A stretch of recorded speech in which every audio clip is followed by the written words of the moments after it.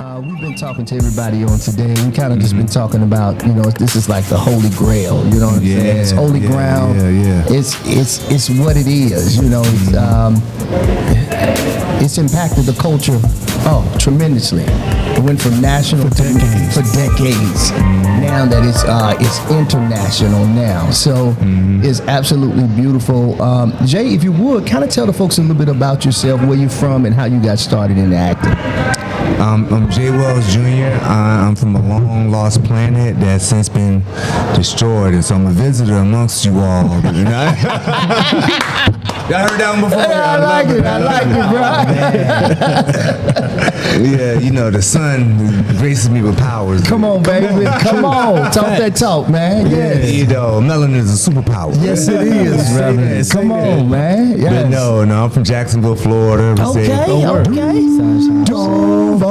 Let's go. Okay, I got you. But, now I work and operate in Atlanta. Okay.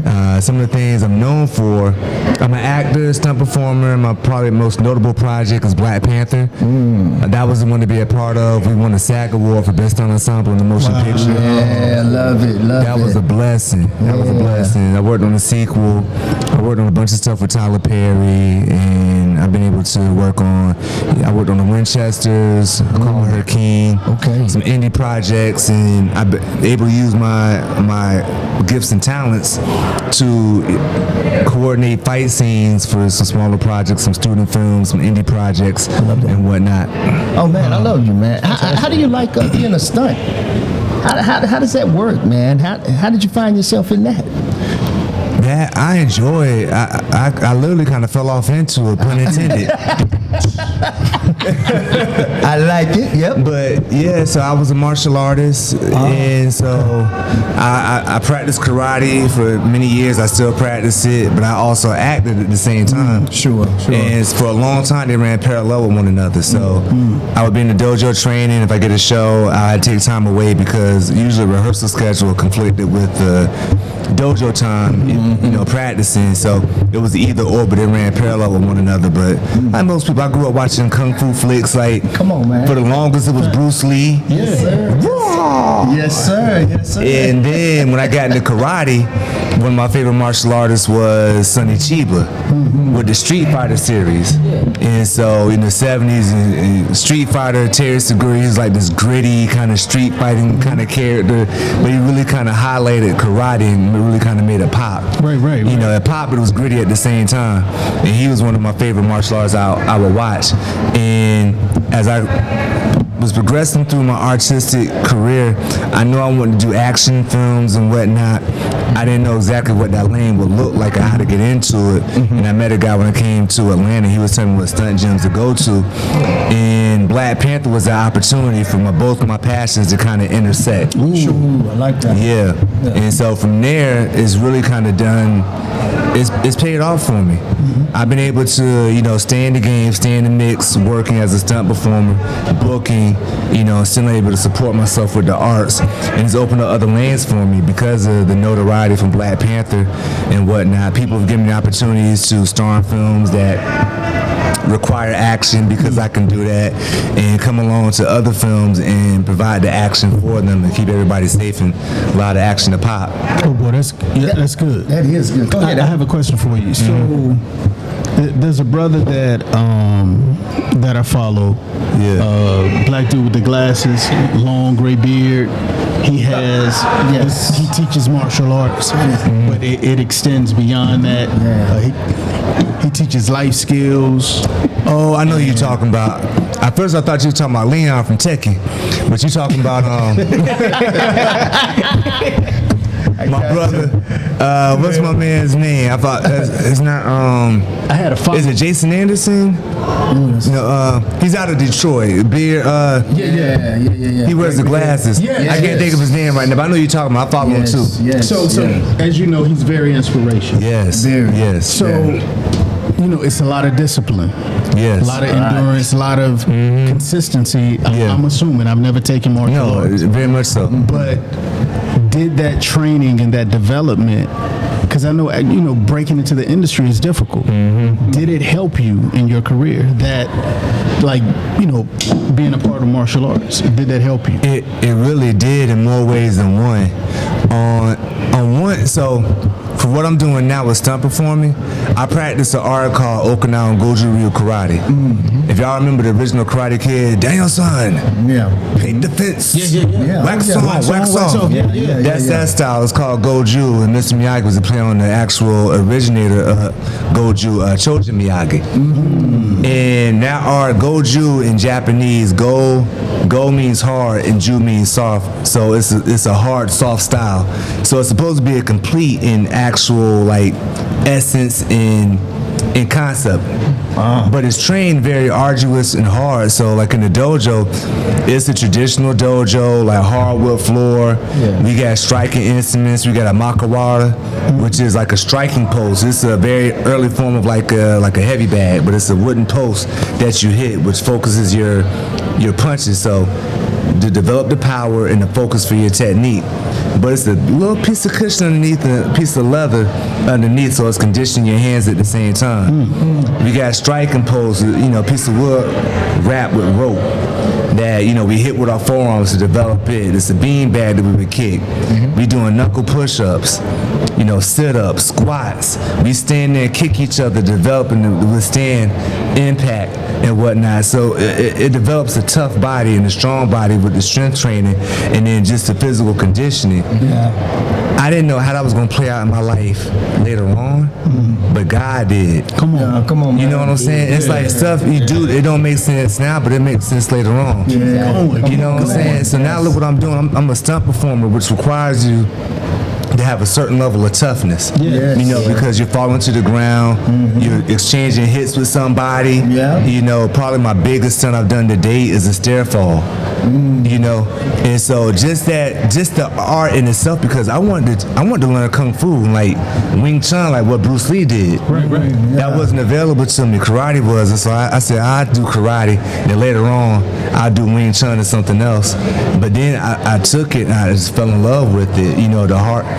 The art itself, and I needed that in more ways than one. To develop a tough body and everything, and just get that edge and that toughness. I'm an only child by a single mother. You know what I'm saying? And so not having a consistent male influence in that. Talk about it. In the household, you lose a little something. You do. You know what I'm saying? And so I went out. We're product of that. You know what I'm saying? Single mother, I knew I needed something, but I didn't know what that was. And so God directed me in the directions I needed to go to get what I needed to build me up in terms of like the mentors and my sensei and the art itself. There's a certain like toughness you have to have as a man, and I got that in the dojo. And the other way that played out for me too was just like when the times got hard for me and I was frustrated and I didn't know what to do, just in a way just to fight back. I'm like, I'm not gonna take this laying down. I would go train. I would go work out. I would do a kata, something like that. Did it solve my problems? No, because I needed money. And punching the air not gonna if I was in a video game, throw 100 punches, you get some coins to drop out the air. Maybe it'll do that. The coin's not gonna drop out the sky, but just in my spirit, the symbolism of it. Don't do something. Don't just take it. Fight back, and that'd be my way of fighting back. And so in that way, that's how played a part in my life, just in front of the camera, behind the camera, just in life. I love that, man. Could you speak to the different fighting styles? Does it require a certain level skill set in order to do those different fighting styles, or is it all the same? I guess that's basically what I'm asking. Yes and no. Okay. But all of that applies. It's what the expression says. There's more than one pathway to the top of the mountain. Okay, gotcha. You can go the middle, you can go up the side. Okay. And some people take a little longer. You might zigzag, you might walk around that thing and get into the top. Okay. But the top is the top. Okay. And with martial arts, it is a mindset. Sure. And so especially when you're doing knuckle push-ups, and then, one of the things I had to do for my chest, there's a stance called shikodachi. It's horse stance. And so any athletes in the house play basketball? Yeah. Oh, yeah. Y'all sit on the wall? Yeah. Yes. That's what that is. Just with no wall. You're standing there and just squatted. Hold on, time out. And you know how them legs be burning? Time out. So I learned that from going to the boys club. You misbehaved. You had to stand on the wall and they put books on your Yeah, That's right. I thought you just said no wall. no wall. Ooh. So yeah, you got to stand there and just sitting down. And for my black belt test, of course, over the course of time that you're building this up, for my black belt test, you had to hold that for 30 minutes. Then it did not just hold it. All right, give me 10 squats. 10 squats, back in position. Give me 20 squats. Then they come around and kicking your legs. So Then these dudes come around resting on you. You know what I'm saying? I'm not tall, but I'm not big. You know, I'm probably like 160, probably 170, 175. All these dudes over 200 pounds, they 220, 230. They laying on your shoulders, and it's a wood floor. And you barefoot, so you sweating, your foot slipping out, you gotta find a dry spot in the floor. Your legs shaking like a leaf and everything, but you just gotta hold it. So it's all to, build up your body, but to build that mental fortitude that you can fight through it. And man, they teach you to withstand muscle failure too. Yeah. I was in the military, so I know about muscle failure. You gotta hold the push up or hold your legs, and I don't know if you can withstand it, you just do it. I don't know if you can withstand it because you still shaking. Man, you shaking like I don't know what. But you do it, Right, you know what I'm saying? Wow. I did want to ask you, was there any type of like martial arts that you tried that just wasn't, you realized that this isn't for me? Not yet, because I kind of stuck with karate. Gotcha. I continue to do karate. I box, a little kickboxing, a little jiu-jitsu. I was trained at a mixed martial arts gym with the boxing and everything. Just a touch of judo. I want to get back into it. Okay.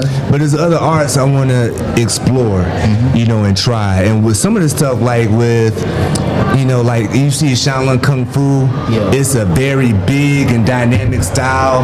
They jumping, flipping.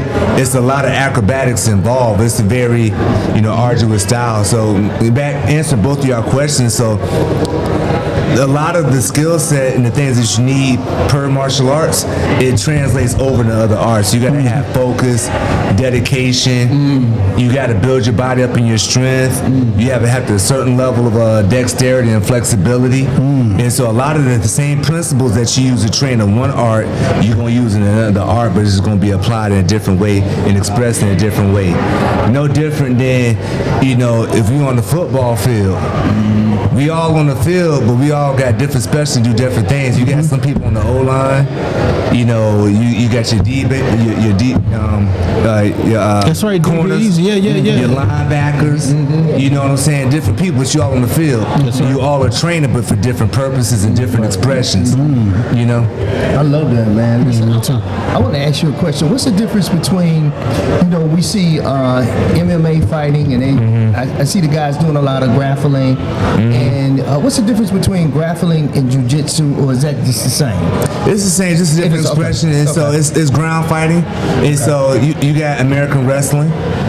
Very effective art because you learn how to control somebody, and there's no striking, but being able to pivot and control somebody and bring them to the ground, you can control somebody, you can work yourself in a position because a hit is still a hit. You got jiu-jitsu, you got judo, you got aikijitsu, you got some other different ground arts. I'm drawing a blank right now, but those are some of the few I can think of right offhand, but they're all very similar, just different expressions because China has their own grappling system. Okay. The flavor that's real popular is Brazilian Jiu-Jitsu, which is an offshoot of Japanese Jiu-Jitsu. Because Jiu-Jitsu that's not Spanish, that's Japanese. And so the Jiu-Jitsu practitioner came from Japan, and he settled in Brazil. And he started teaching Jiu-Jitsu. Then the Gracies got it, and they coined Brazilian Jiu-Jitsu because they added their own. They put their sriracha and their hot sauce on it, and they chili powder on it. What's the Brazilian? I may be thinking of. What's the style? Like it originated so they could protect themselves. Oh, capoeira. That might be it. You know, as a slave art, there's the kick, there's okay. capoeira. Yes. Yeah, banana way, banana way, banana. And they You do ever a see- lot of the like roundhouse kicks and the flipping. Yeah. And you can use it. You don't have to have your hands free in order to use it. These are like falling way kicks and stuff like that. Yeah, Can you pronounce that again slowly? capoeira. Capoeira. Yeah, I got a lazy tongue, so I'm not rolling my R properly. But yeah, y'all know what I mean. Definitely. Yeah, you good. You good. Yeah, I'm amongst family. Indeed, indeed you are, man. You get it. I was having a hard time pronouncing the last name today, so I can dig it. I can dig it, brother. So you know what, man? This is absolutely amazing. Can you talk about a little bit about your journey in acting, if you would? I thank you for sharing. No doubt, no doubt. With us a little bit about you. I think that's so important. appreciate it. Yeah, that we get a chance to see that not only are you an artist, but you're a human too. Yeah, man. I just Yeah. so many times, Yeah. you know, people look at artists and we get so Yeah. excited. Oh, I want it. Oh my God. Not forgetting, this a human, and this human right here, if you walk up on him wrong, he might hurt you. Grab you I real come in quick. peace. As long as you come in peace, I be in peace. Yeah. Right on. So, can you talk a little bit about your journey to acting, man? But that's interesting. That struck a thought in me because what is art but to be human? Yeah. That's right. You know what I'm saying? It's an expression of the imperfections of life. You know, so you can see yourself or see a side of yourself that you wish to be a part or express. Yeah. You know what I'm saying? It's not all just, you know, woe is me, but we want to tap out of like, if you are in a condition that you don't want to be in, you want to see somebody else win it. You know, and see yourself represented in that. You know what I'm saying? And so it's all of that. You know, the imperfections and the perfections. You know, but it's all expressed right there. The art is to be human or superhuman, to inspire something greater. Yeah. Or just, you know, check out and I can do that. That's right. That's right. Yeah, absolutely love that, man. Thank you for that. You got No something doubt, else? and Go thank ahead. you. But to answer your question though, you asked me about my artist journey. Yes. It's been a long way, you know. You know, I'm still on it. Yeah. And it's one of those things. It's like, wow, like I got so much further to go, but I've come so far at the same time. And I don't think it's one of those things that you ever complete. You just get further along. You know what I'm saying? When I started as a youth in church, you know, doing church plays and everything. Yeah. You got your Easter speech. You just learned how to read, and now you just learned the speech. You know? Hey, but 2 words. You go 2 words. Go on there, little JC. You're looking at everybody. You got the microphone. Jesus wept. Oh my gosh. Your mama and granddaddy, everybody, oh, that boy gonna be something. Yes, sir. That's right. You just run off stage. It started like that, and then, you know, we do other plays, you know, different topics, say no to drugs and everything. Oh, yeah. Peer pressure. And I just kind of got the bug, and I just kept pursuing it and just trying to learn as much as I can. I love it. You know, workshops and stuff. And there wasn't much in Jacksonville, Florida that you could take and learn. People that were from Jacksonville that went to LA and different places that come back and do workshops, I would attend. And I would do community theater. Okay. There was people. There's a guy, Darryl Reuben Hall. He's from Jacksonville. He's friends with Angela Robinson, Takia Crystal Kamei. They all went to FAMU together. He's one of those guys that came back to Jacksonville. He had Stage Aurora, and I would do a lot of his plays and whatnot. And then before that, there was a gentleman by the name of Professor Mark Anthony Hines. When I had hoop dreams, so you couldn't tell me I was gonna be in the NBA. Yeah. So I seen the chart. It was like if you under, say like if you under 6'5", start playing football. If you got just be any kind of athlete, you under a certain height, pick up a football. That's very much true. I like, but basketball is my favorite sport. Okay. Basketball is my favorite sport. Come on now. That's the way you dribble up and down the court. Come on now. Like Moses Malone, man. Nah. Dr. J too. Yes, sir. But yeah, I played ball, like, and the closest I got to a scholarship was you know, in the church in the AME system, like every year to you AME? No, we Pentecostal. Pentecostal, okay. Yeah. I don't know if it's similar, but like every year or two, y'all have like a big convention, and it's like the pastor draft. Yep, we did. Right on. You know, with the #1 pick going to St. Andrews AME, we got Bishop Johnson. Bishop Johnson, everybody. And it's like that. It'd be a big conference. It's like the pastor draft. Yes, sir. And so our pastor, Reverend Simmons, he was the president of St. John's Community College. And so that was gonna be my last best effort to get onto a team. And so I was playing, and so he got me, I went to the church, and he got me a tryout with St. John's Community College. Oh, wow. Yeah, so I went, you know, and I played and I did okay, but that led to me going to a basketball camp, the Ball Stars basketball camp. And then this is later, I'm getting to the system and learning how things work. And so, and then from there, I went to PJC, Pensacola Junior College. I had a tryout. That didn't work out. Then I went to the Ball Stars campus. So I had 3 solid tryouts. And I was like, this is it. If I don't make it here, I'm done. I can't keep prying on the empty box. You know? And so I got to move on. And so I went and did it. But then it's like, you don't know what you don't know. Like, I played street ball, and this is my first foray into organized basketball. Like, I could play, but there's a certain way you play within the system. And, you know, at the trial, that's the wrong time to be learning and finding this out. Facts. You know, one dribble pull up, you know, these different drills. I'm like, what? It's outside. I'm just outside. I'm just outside. Right. Throw the ball out here, watch me play. Drills. Like Soldier Boy. With Soldier Boy, the Breakfast Club. Drills. Yo, and so, so needless to say, it didn't pan out. I'm like, all right, I'm done. Yeah. You know, I kept playing, so I went back to the arts. I was still training karate and everything, but I went back to the arts. And then there was a gentleman that we had this paper called Folio Weekly. And I was looking in there for opportunities to act, and so it was all in there.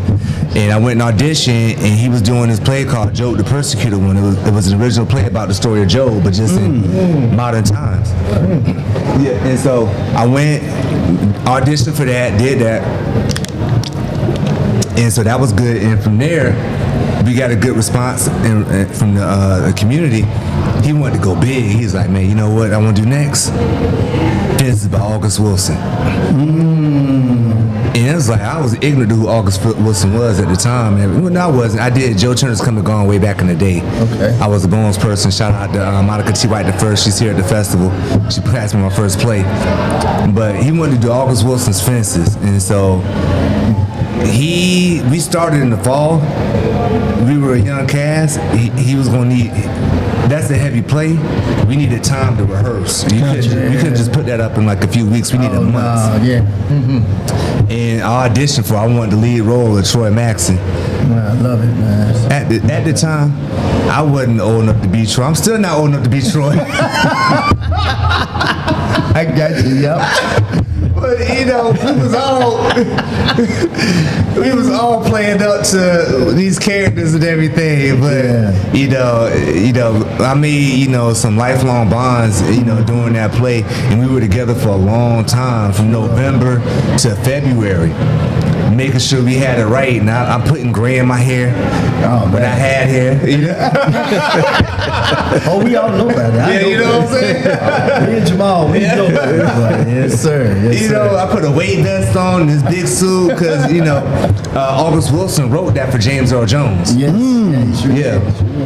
And James Earl Jones is a big brother baritone. You know what I'm saying? So I tried to make myself as big as possible, and trying to put bass in my voice and whatnot. And all that. But finally, I just had I can't sound like James Earl Jones. I just got to make this my own. Yeah, you know what I'm saying? That's right, man. So I did that, and then from there, we had a good run with Fences, and it gave me the confidence I need as an actor. It was like, I can do this. Like, you know what I'm saying? Being a leading role like that and doing it week after week, I can do this. Yes. And that gave me the confidence I need, and my swag, and taught me a lot about acting and the arts. I went and got an acting scholarship at FCCJ. I love it, man. Love it, man. I got a scholarship, and that was a lot to keep up with.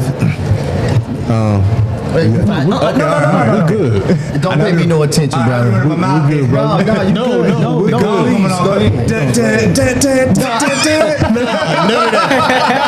we good. And then get whisked off stage. Nah, you good, brother. And so then I got an acting scholarship, and I was working full time. I was taking care of my aunt.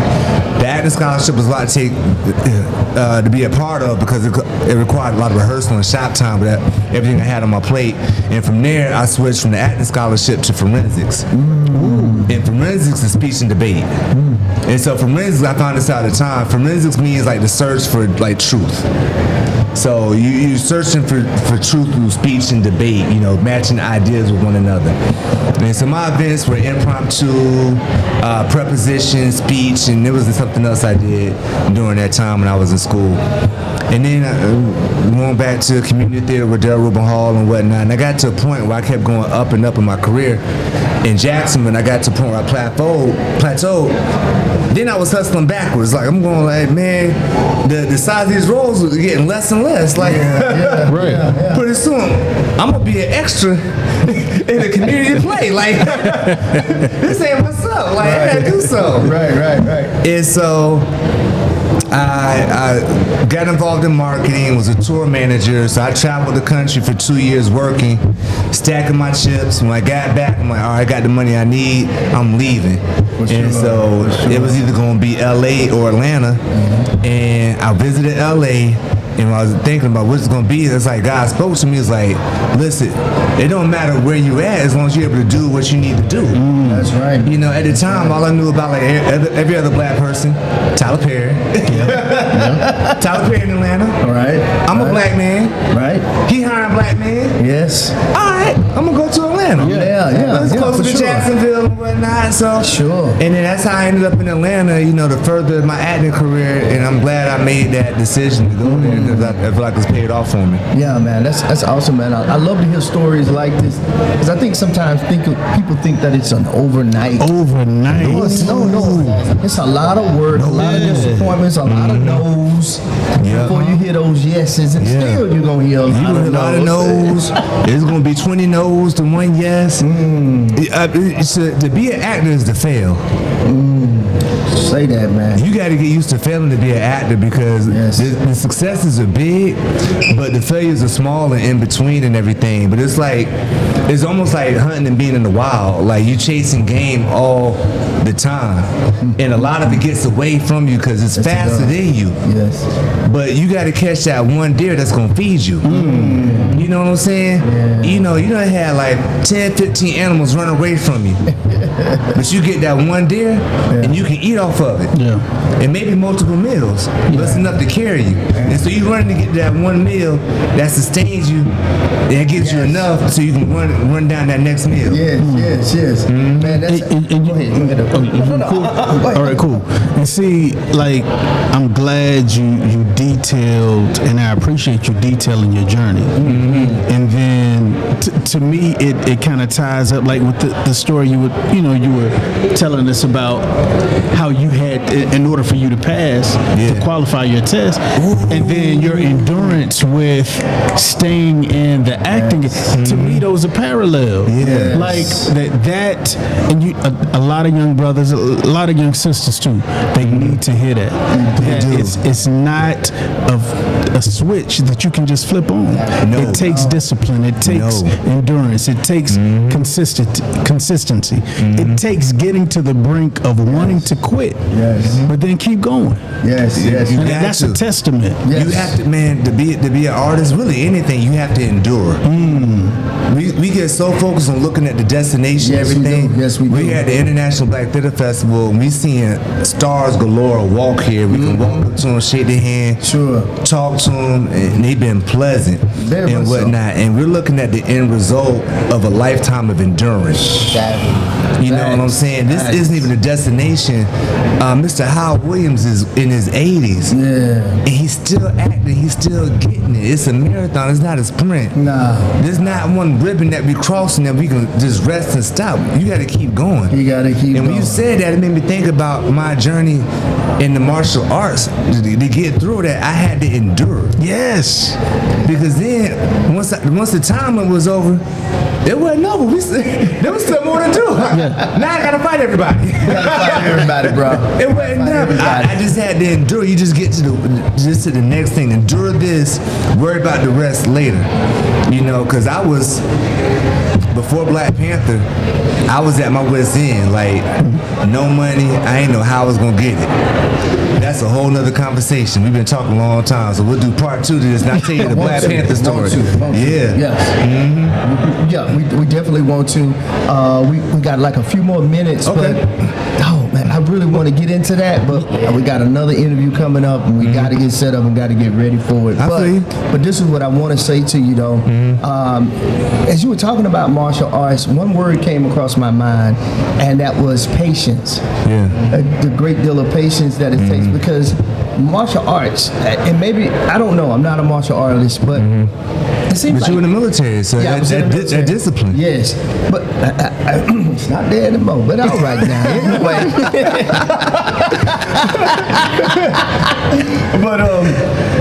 But talking about patience, you have to have a certain level of patience even before you even make a strike, right? Yeah. Everything is thought out first before you even do what you're gonna do.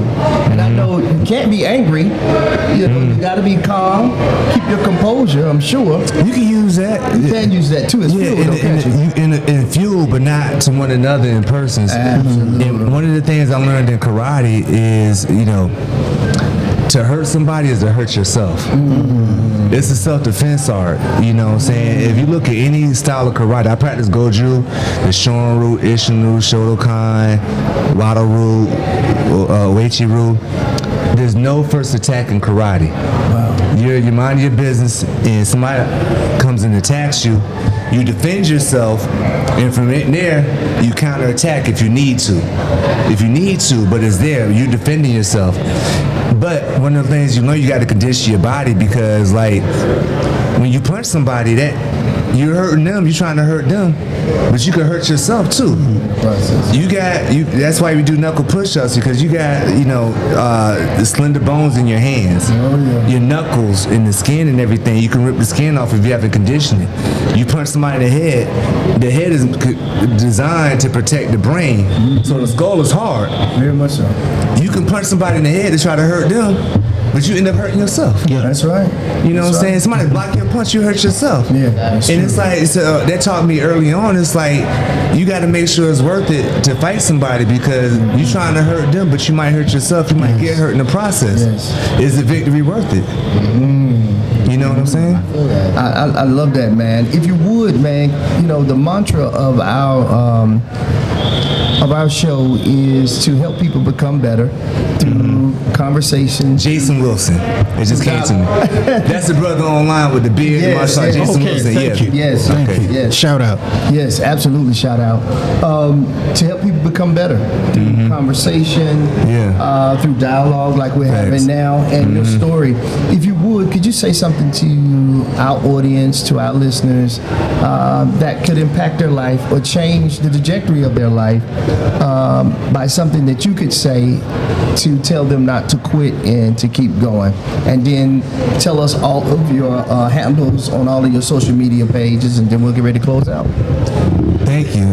That's a lie, man. Let me reach into my pocket. I think I got a few jewels left in here. I think you got it, bro. I think you got it. So the one thing we covered it here. So one thing is patience and enduring and whatnot. And don't look at the glitz, the glam, and the destination. If you're doing it for that, you're doing it for the wrong reason. You got to do it because you enjoy it. Come on, man. And that you want to do it. I wanted to get better at karate, and I wanted to develop myself as a person, as a human being, as a man. More importantly, and I wanted to learn the art. And the road was hard, it was arduous, but I'm grateful for it. Yes. You know, it developed a certain fortitude in me. And when you getting kicked in the gym, in the dojo, and you doing knuckle push-ups, and you hitting the makawara, and you watching the skin come off your knuckles, and the sweat going over, you know, and the sting, and you know, a little blood, and you still gotta come back and hit it with the scab and everything. You know what I'm saying?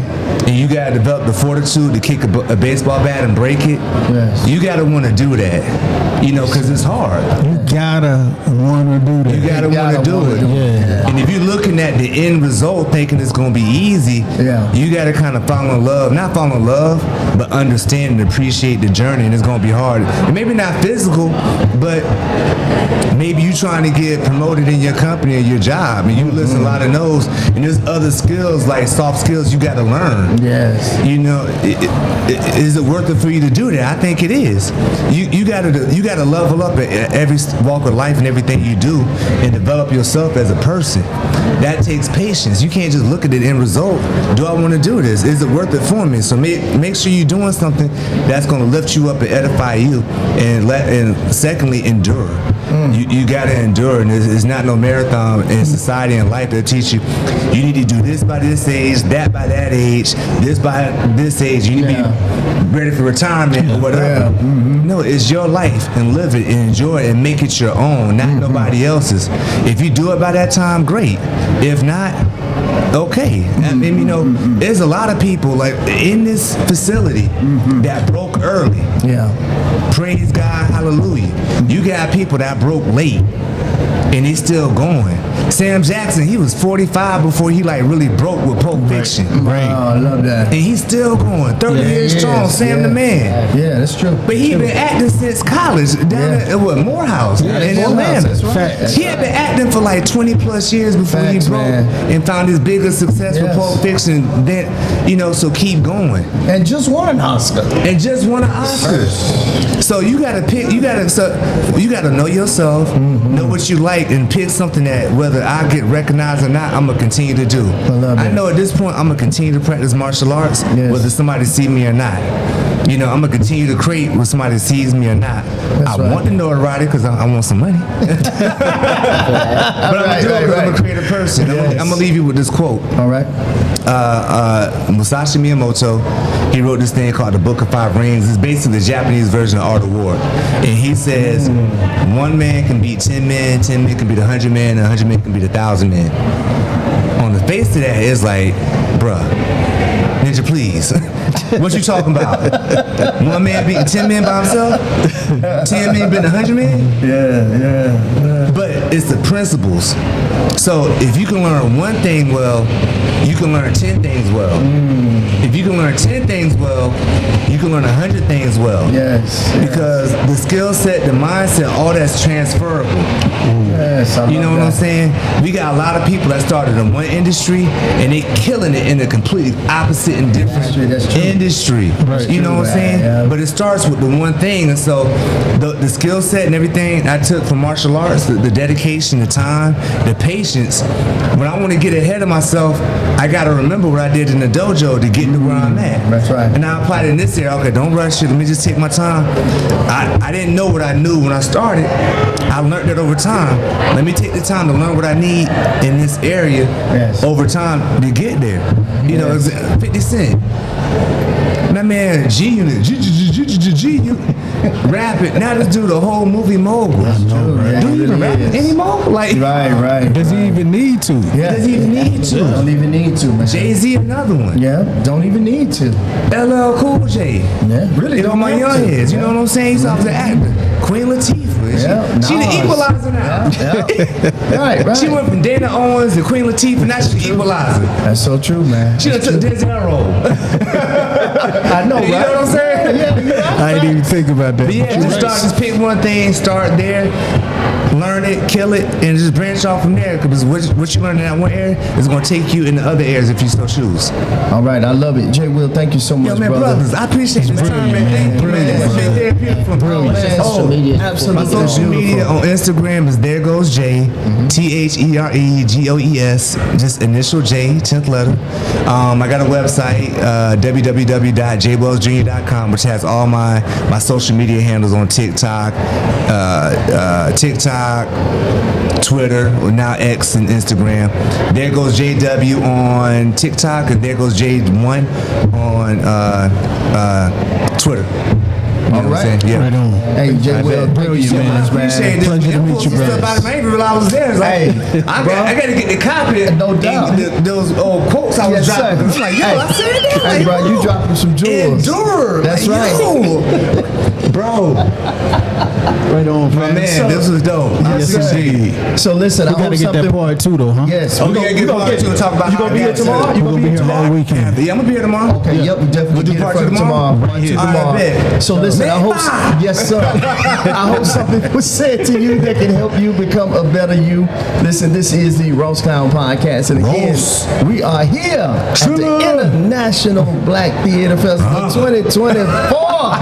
Yeah, baby. And it's Marvtastic, baby. Peace. Peace.